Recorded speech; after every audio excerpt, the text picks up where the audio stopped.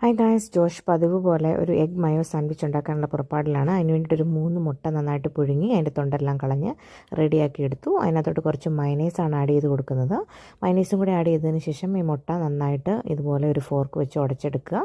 ഇല്ലെങ്കിൽ ഈ മുട്ട കട്ട് ചെയ്തിട്ട് ഇട്ടാലും മതി കേട്ടോ. എന്നിട്ട് പിന്നെ മയനൈസും കൂടി ചേർത്ത് ഇളക്കിയാൽ മതി. പിന്നെ കുറച്ച് കുരുമുളക് പൊടി, ഉപ്പ് എന്നിവ ആഡ് ചെയ്ത് കൊടുക്കുക. എന്നിട്ട് ഇതെല്ലാം കൂടെ നന്നായിട്ട് മിക്സ് ചെയ്തെടുക്കുക. അപ്പോൾ നമ്മുടെ സാൻഡ്വിച്ചിനുള്ള മിക്സർ റെഡിയായി.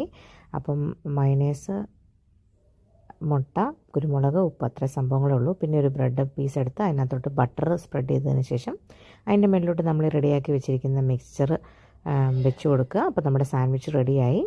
ഇനി സാൻഡ്വിച്ച് ഒന്നുകൂടി ഒന്ന് ഭംഗിയാക്കി എടുക്കാൻ വേണ്ടിയിട്ട് ആ ബ്രെഡിൻ്റെ സൈഡൊക്കെ ഒന്ന് കട്ട് ചെയ്ത് കളഞ്ഞ് വൃത്തിയാക്കി എടുക്കുന്നു. എന്നിട്ട് പിന്നെ അതൊരു സാൻഡ്വിച്ചിൻ്റെ ഷേപ്പിൽ ജസ്റ്റ് ഒന്ന് കട്ട് ചെയ്തെടുക്കുന്നു. അപ്പോൾ നമ്മുടെ ഭയങ്കര ഈസി ആയിട്ടുള്ള എഗ് മയോ സാൻഡ്വിച്ച് റെഡിയാണ്. അപ്പോൾ പിള്ളേർക്കൊക്കെ തന്നെ ഉണ്ടാക്കിയെടുക്കാം.